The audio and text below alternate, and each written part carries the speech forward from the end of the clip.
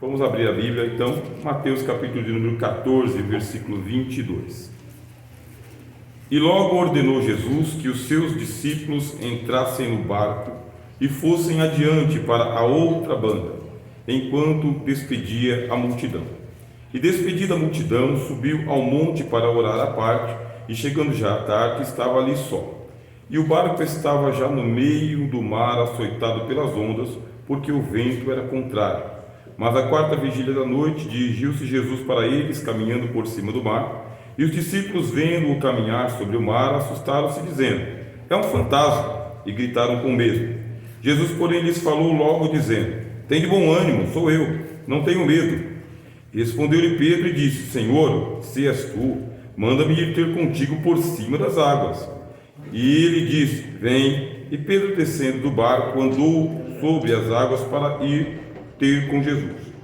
Mas sentindo o vento forte, teve medo e, começando a ir para o fundo, clamou, dizendo: Senhor, salva-me! E logo Jesus, estendendo a mão, segurou-o e disse-lhe: homem de pequena fé, por que duvidastes? E quando subiram para o barco, acalmou-se o vento.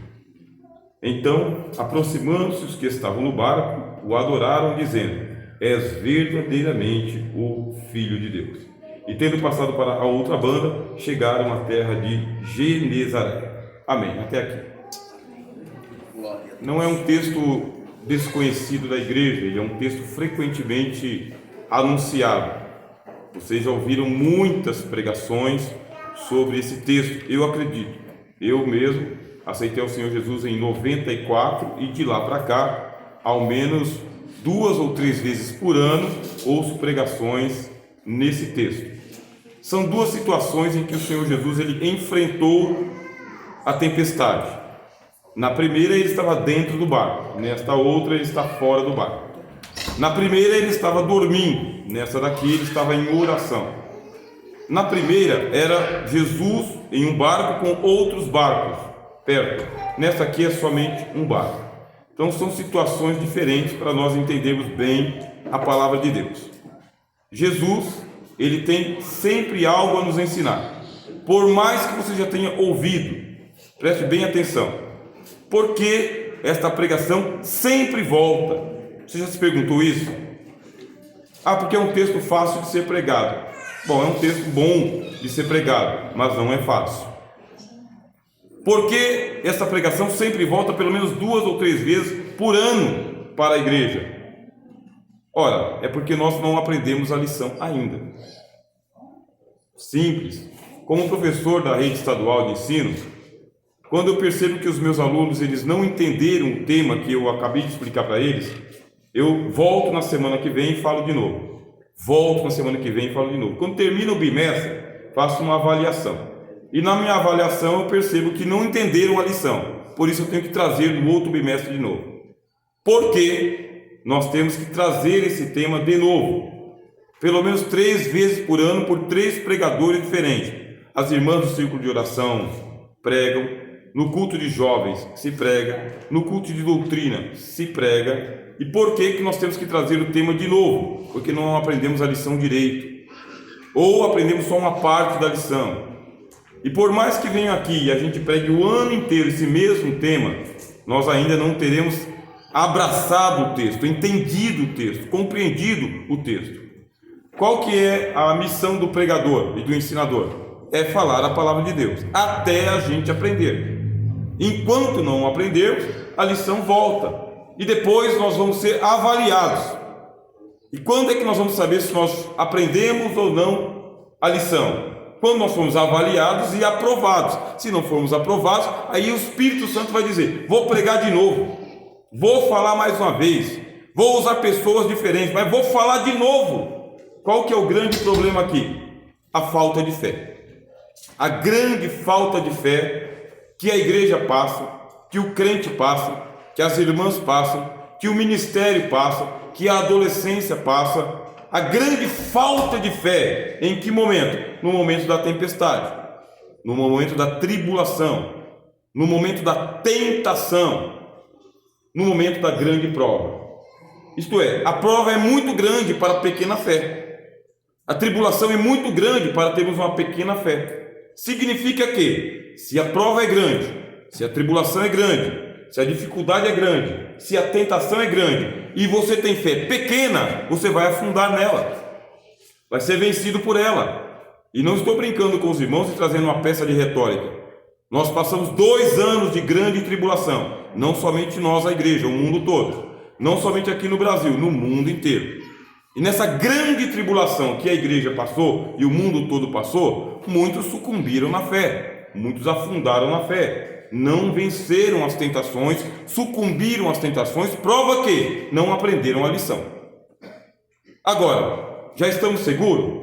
2 ocasiões o Senhor Jesus teve que enfrentar a dificuldade no meio das águas, não foi verdade? O que significa? Mais uma vez, uma gigantesca onda pode se levantar e vai se levantar sobre o mundo inteiro, para pôr à prova, diz a Bíblia, todos os que habitam sobre a terra. E a grande pergunta é: aprendemos a lição ou não aprendemos a lição? Sabemos como vencer a tempestade ou não sabemos como vencer a tempestade? Nós vamos vencer a próxima vez que se levantar uma gigantesca onda aí, acometendo muitas pessoas, ou vamos sucumbir?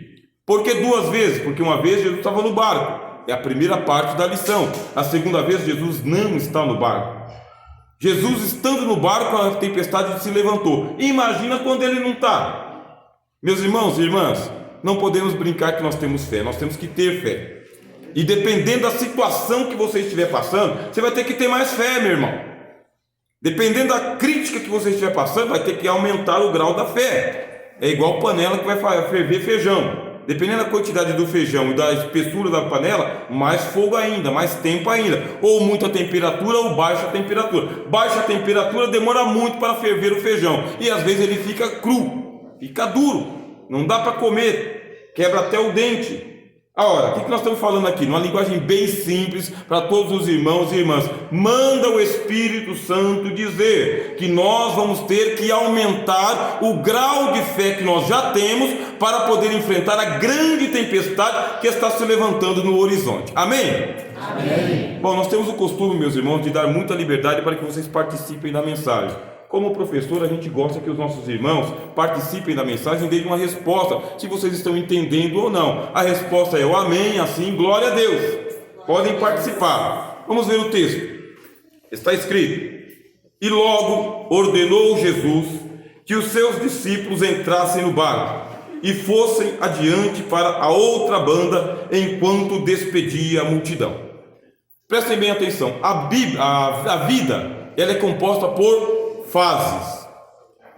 Deus não quer que a igreja e o crente, a igreja somos todos nós, o crente é você, o crente sou eu, não quer que a gente fique no mesmo estágio, na mesma fase, do mesmo jeito, da mesma forma e da mesma maneira. A vida nos chama, e a vida nos chama muito, a vida nos chama todos os dias. O sol, ele não pode parar no seu curso, todos os dias ele faz o seu caminho, levanta-se ali no oriente e vai até o poente todos os dias. As estrelas que estão no firmamento se movem também todos os dias. A maré que está lá no mar, ela se levanta e ela se abaixa. Nem mesmo as aves continuam da mesma maneira. Elas continuam como? Voando? Elas voam o tempo todo? Não. Descansam o tempo todo? Não. A vida não para, a existência não para, as coisas estão em andamento. E Jesus, ele pega os seus discípulos que estão seguros com ele ali, aonde diz o hino, né? Da montanha os mestres nos vê. Ele pega os seus discípulos que acabaram de participar de um grande milagre. Qual que foi o milagre? A multiplicação dos pães. Vocês leem a Bíblia? Sabem muito bem. Jesus estava com seus discípulos, fizeram um grande milagre. Uma multidão gigantesca de homens, mulheres e crianças foram ali alimentados com 5 pães e 2 peixes. E a gente pode pensar, aqui é o lugar certo, aqui é o lugar exato, eu quero ficar neste avivamento. Mas como nós dissemos, a vida avança, não podemos ficar no mesmo estágio, no mesmo lugar, da mesma maneira. Começa o Espírito Santo a nos dizer, Jesus está nos colocando para frente, Jesus está fazendo sua vida avançar, Jesus está fazendo seu ministério avançar, seu casamento avançar, sua inteligência avançar, sua saúde avançar. Deus está mandando você a avançar, glórias a Deus. Ah, mas eu gostaria que a minha vida continuasse do jeito que está. Muito bem, eu também gostaria, mas Jesus quer que você cresça, quer que você melhore, quer que você seja aperfeiçoado, vai ter que ter mais fé para enfrentar a próxima fase da tua vida. Ficar aqui no monte, onde já aconteceu um milagre, não vai garantir que você tem maturidade e tem fé. Por isso, está se levantando para você aí uma nova situação. Você pode glorificar a Deus? Não, eu não quero, mas vai ter que glorificar a Deus. Manda o Espírito Santo dizer a todos os crentes: está chegando para você aí uma nova fase, uma nova situação, um novo desafio, porque Deus é Deus de novas coisas, aleluia. Comece a sentir a presença do Espírito Santo, receber a palavra de Deus, receba com fé, receba com alegria, receba com vontade, receba a palavra do Senhor. Uma nova fase? Sim, uma nova fase. O que faz o Senhor Jesus? A Bíblia diz: logo ordenou Jesus aos seus discípulos que entrassem no barco. Não é um pedido, não é uma solicitação, não é um por favor, é um entra no barco. Vocês que são mães sabem muito bem como que é o filho. Tem coisa que você pede: ô menino, por favor, vai lá, pega a coberta e dobra. Pega esse copo e leva para a pia. Já fez a sua lição? Aí o menino que tem coisa mais interessante para fazer, ele fala: já vou, mãe. Já vou, mãe, é um desaforo. Esse já vou, mãe, é um desaforo. Uma hora depois, cadê a coberta? Está no mesmo lugar. Cadê o copo? Está no mesmo lugar. E a lição não foi feita ainda. Aí você, com a sua natureza de mãe, pega e para e fala: essa coberta vai sozinha lá para a cama? Esse prato vai direto lá para a pia sozinho? Essa lição vai se fazer sozinho? Tem que pegar na tua mão e fazer? Aí a criança já entendeu que você está alterando a sua voz. Aí você volta daqui uma hora. Aí você manda: pega a coberta agora e leva. Agora! Não, agora! Pega o prato e leva agora! Vai fazer a lição agora! Essa é a palavra do Espírito Santo. Ele espera que você se levante, entra no barco, tenha boa vontade, seja inteligente, porque ele manda quem pode, obedece quem tem juízo. Vai logo na frente, antes que o Senhor Jesus comece a dizer: entra no barco. Eu estou mandando entrar no barco. É para você entrar no barco, não vai ficar dessa maneira. O que a gente tem que fazer aqui já está feito aqui. A gente tem que avançar. Não dá para vocês enfrentarem grandes crises com essa pequena fé. Um dia um milagre, outro dia outro milagre, mas no meio do caminho as provações. Então o Senhor vai, entra no barco, o Senhor entra no barco, o Senhor entra no barco, você mocinha, entra no barco também, a senhora entra no barco, você jovem, entra no barco, diz Jesus. Eu estou ordenando, entra no barco, glória a Deus.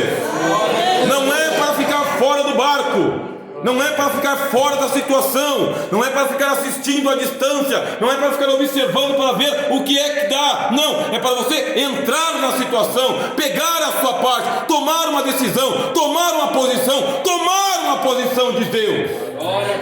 Eu estou esperando para ver o que é que vai acontecer. Vai acontecer você dentro do barco.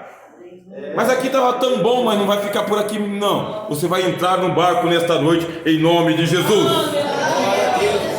E a Bíblia diz que ele manda eles entrarem no barco, passarem adiante, enquanto ele despede a multidão. Por quê? Uma coisa é prestar atenção na multidão, outra coisa é prestar atenção no barco. Não dá para você fazer duas coisas ao mesmo tempo. Desculpa, você é um super-homem, uma super-mulher, uma mulher maravilha, mas é uma coisa de cada vez. E agora Deus está dizendo para você: é hora de entrar no barco. Deixa a multidão com Jesus.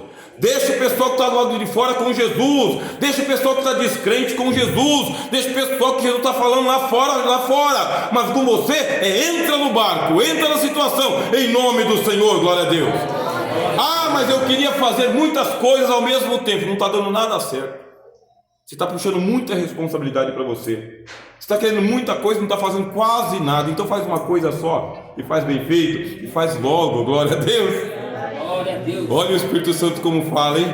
É mais penetrante do que uma espada de dois gumes, meu irmão. Corta até a alma e o espírito. Coloca a alma para assistir o espírito e o espírito para assistir a alma. Olha que glória, hein? Coloca sentimento de um lado e pensamento do outro. Esse é o Espírito Santo falando com você. Tudo não vai dar, uma coisa só. Entra no barco, glória a Deus. E despedida a multidão, versículo de número 23. E despedida a multidão, o que Jesus fez? Despediu a multidão. Despediu os seus discípulos? Não. Os discípulos colocou no barco. A multidão Jesus Despediu, porque o que Jesus tinha que fazer com a multidão, ele já fez. Agora tem que aperfeiçoar os seus discípulos. Despedida a multidão, subiu ao monte a fazer o quê? Orar. Jesus precisa de oração, meus irmãos, ele é Deus. Jesus precisa de oração, ele é o Filho de Deus. Jesus precisa de oração, ele tem o Espírito Santo em plenitude. Jesus precisa de oração? Precisa de oração, meus irmãos. Jesus precisa de oração.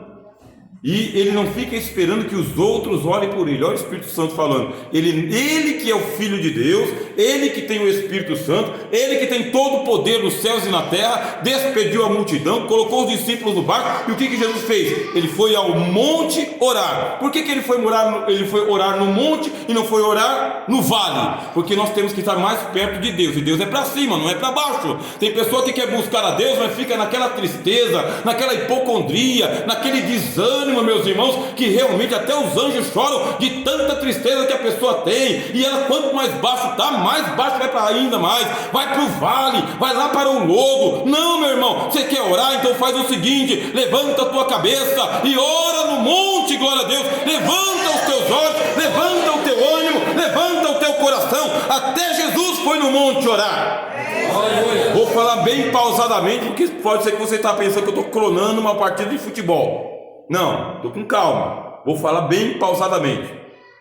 Você vai orar, cuidado para você não ficar orando a vida toda como se você estivesse no vale, na tristeza, na derrota, no fracasso. Não! Você tem que levantar o seu ânimo para orar também. Você tem que abrir um sorriso para Jesus também. Você tem que orar com alegria também. Ah, mas a minha vida é um vale de lágrimas. Então, mesmo sendo um vale de lágrimas, você tem que subir o monte para falar com Deus lá no alto, lá no teto, meu irmão. Olha, o Espírito Santo manda dizer: você tem uma casa, na sua casa tem uma escada, em cima tem uma laje. Eu não sei com quem, Deus sabe. Agora você tem uma laje. Aquela laje lá não é só para estender roupa, não. Aquela laje lá não é só para fazer churrasco, não. Aquela laje é para você pegar, subir, olhar para o céu e falar: Jesus, eu estou aqui fazendo uma oração aos céus abertos. Eu sei que o Senhor está me ouvindo, e nesta hora é o Senhor que eu estou orando. Glorifique a Deus, exalte a Deus, busque a Deus, compreenda, glória a Deus. Sobe na tua laje e levanta a tua voz, mas levanta mesmo, não tenha vergonha de orar, não. Você é um homem que é homem de oração, ora bem alto, que o vizinho ouça, que todo mundo ouça, mas principalmente que Deus te ouça. Oh, aleluia! Puxa, mas eu já estava pensando em orar lá no porão da minha casa. Até arrumei um quartinho no porão. Ah, meu irmão, se eu tivesse porão, colocar uma tranqueira. Eu não coloco Jesus no porão para orar com Jesus no porão, não. Eu sou Jonas. Você é Jonas? Jonas que desceu no porão. Não, você tem um convés. Então você sobe, pega, abre a janela que nem fazia o Daniel. Abre a janela uma vez, duas vezes, 3 vezes por dia e ora ao Senhor teu Deus em nome de Jesus. Aleluia, glória a Deus. Sinta a alegria do Espírito Santo, sinta a fé do Espírito Santo, sinta o poder do Espírito Santo, aleluia. Mas por que Jesus tem que orar lá em cima do alto do monte, né? Despedida a multidão, subiu ao monte para orar à parte, e chegando-se já à tarde, estava ali só. E o barco? Bom, e o barco? O barco não estava ali na orla. A Bíblia diz: o barco, versículo 24, estava já no meio do mar, açoitado pelas ondas, porque o vento era contrário. Vocês lembram daquele hino que diz que da montanha o mestre te vê? Se Jesus estivesse lá no vale, ele tinha visto o barquinho? Não. Se Jesus estivesse lá no porão, ele tinha visto o barquinho? Não. Se ele estivesse lá na planície, ele tinha visto o barquinho? Não. Por isso que ele subiu. Ele sobe para ter uma visão melhor, uma visão panorâmica, uma visão à distância. Homem e mulher que ora, meu irmão, não fica vendo nada por baixo, não. Homem e mulher que ora é convidado por Deus, e você vai voar sobre a situação, ver a situação por cima. Eu sinto a presença do Espírito Santo. Eu sinto a presença do Espírito Santo dizendo: você não está enxergando muito bem porque você está baixando muito a tua cabeça, você está baixando a tua guarda. Se você está baixando a tua guarda, você não está vendo as coisas. Presta bem atenção, o teu olho não está aqui no teu umbigo, não. O teu olho não está lá na tua canela também não. O teu olho não está lá no dedão não. O teu olho está bem aqui na cabeça, ó. A cabeça acima de todos os membros do corpo, para que você olhe a vida assim, ó, de frente, e o problema para cima, para baixo, glória a Deus. Ora em nome de Jesus, para você ver as coisas de cima. De cima. A tua vida, você tem que ter uma vista panorâmica da tua vida. Senhor, eu não estou vendo nenhuma coisa nem outra, então sobe. Pede a Deus para te mostrar. Na oração Deus mostra tudo. Você crê? Eu sou dessa geração de crente, minha esposa também é dessa geração de crente. Quando a gente está meio assim embaralhado, a gente fala: Jesus, mostra para mim. Os senhores também são dessa geração de crente, não é? Eu não sei, mas Deus sabe. Então Jesus que sabe, Senhor, me revela, me mostra, me diz como que eu tenho que fazer, aonde que eu tenho que ir, com quem que eu tenho que andar e o que que eu tenho que falar. Sabe o que Deus faz? Pega você e leva em espírito para o alto, glória a Deus. E levando você para o alto, mostra para você teu pai, tua mãe, teu filho, teu marido, tua esposa, seus colegas. Jesus mostra tudo para você. Não fica aí como cego no meio do tiroteio, sem saber o que fazer, não. Ele mostra como que está a tua empresa, como que está a tua vizinhança, como que está a tua família, como que está as tuas finanças. É só você orar, você vê um barquinho lá embaixo, glória a Deus, mas você está aqui em cima, aleluia, aleluia. Ah, meu irmão, minha irmã, eu estou meio pasmado ultimamente com a geração de crente que a gente é. Estou meio pasmado com o tipo de crente que a gente é de vez em quando.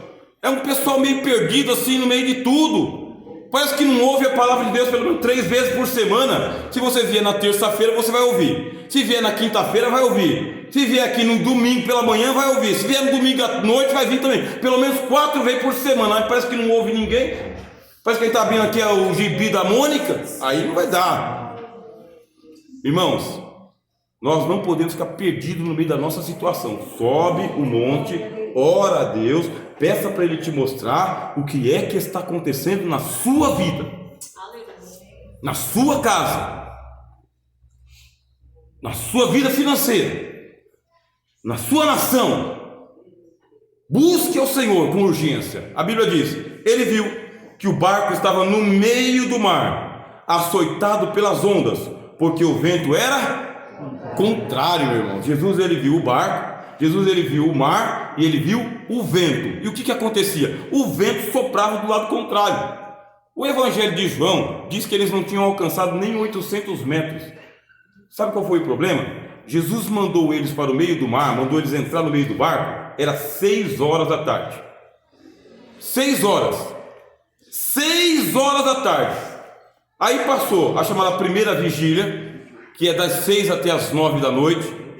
Passou a segunda vigília, que era das 9 da noite até a meia-noite.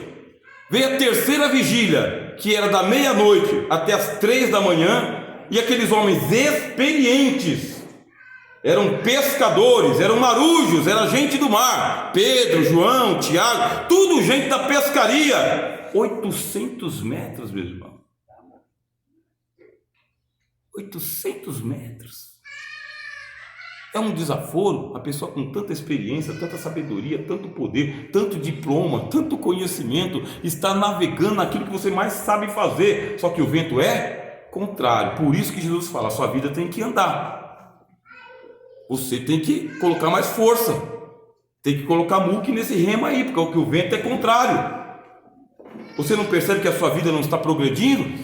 Não percebe que as coisas não estão acontecendo? Que tem um vento contrário contra tudo aquilo que você faz? Por mais experiência que você tenha, você não consegue vencer. Por mais inteligente que você não consegue resolver o problema. Por mais habilidoso que você não sai dessa mesma situação. É porque o vento é contrário. Aí você pergunta: mas então por que Deus mandou entrar nesse barco, sabendo que não ia muito longe assim? É porque você tem que aumentar a tua fé, tem que passar por esta situação, tem que vencer este vento que está se levantando contra você de todas as formas e maneiras, aleluia.